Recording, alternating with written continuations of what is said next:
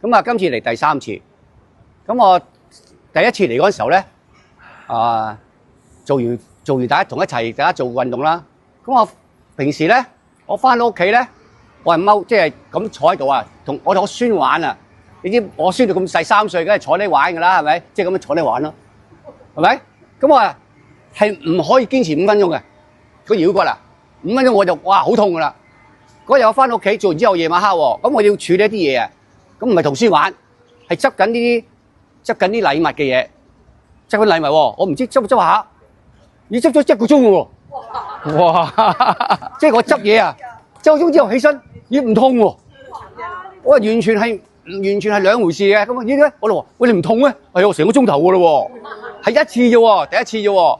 好感恩我話，好奇妙，但係我唔知咩原因啊。總之跟阿牧師做啊做，跟住你就做啦，係咪先？係咪啊？即係我唔識啊嘛，第一次係嘛？跟住好奇妙，一次啫。